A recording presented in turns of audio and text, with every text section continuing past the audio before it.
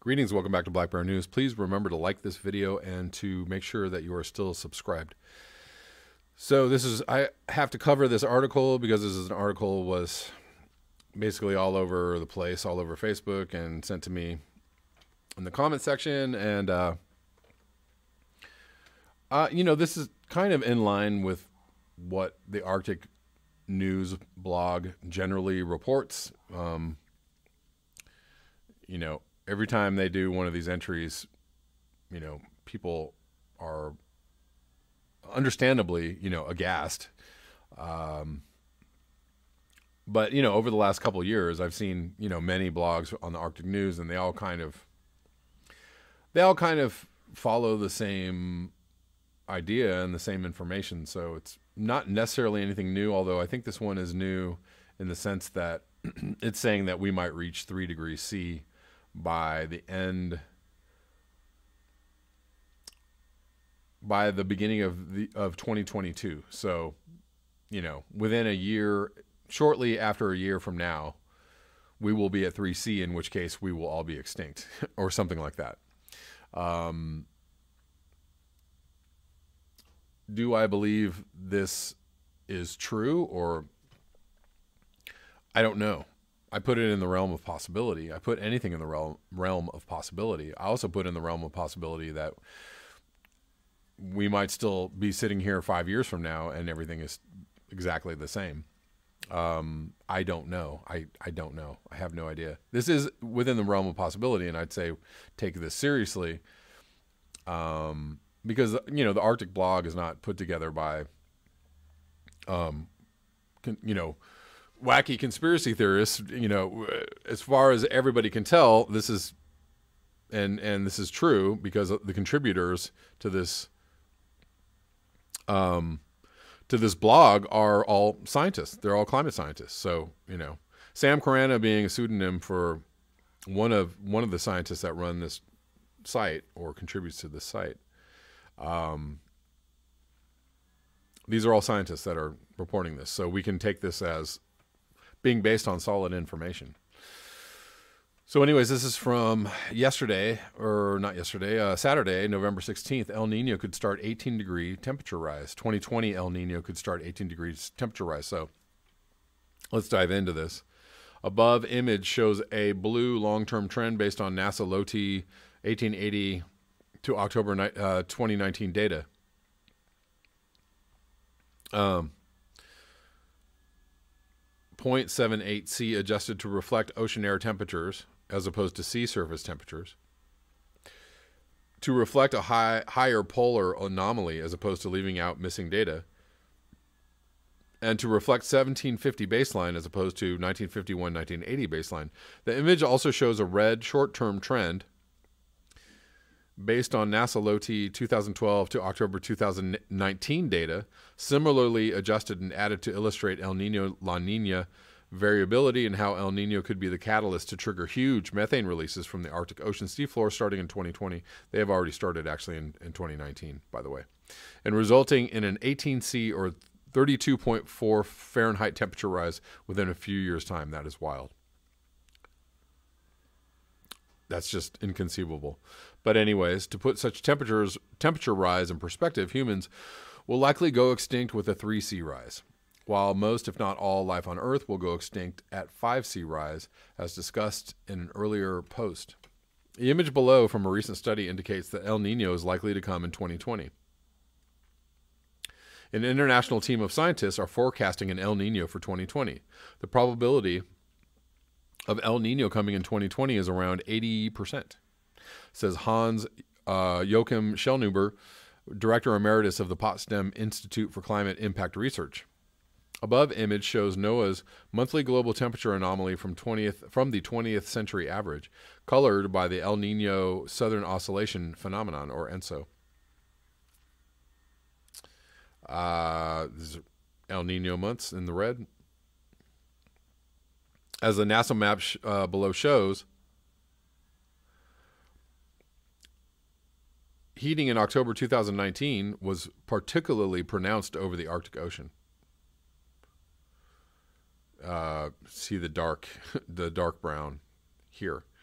Note that this above NASA map shows anomalies from a 1951 to 1980 baseline.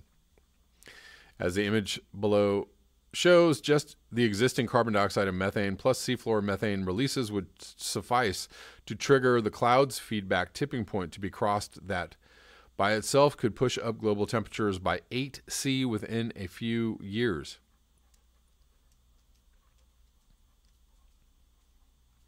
As described in this post and an earlier post, a rapid temperature rise could result from a combination of elements including albedo changes, loss of sulfate cooling, and methane released from destabilizing hydrates contained in sediments at the seafloor of oceans. The situation is dire and calls for comprehensive and effective action as described in the climate plan. If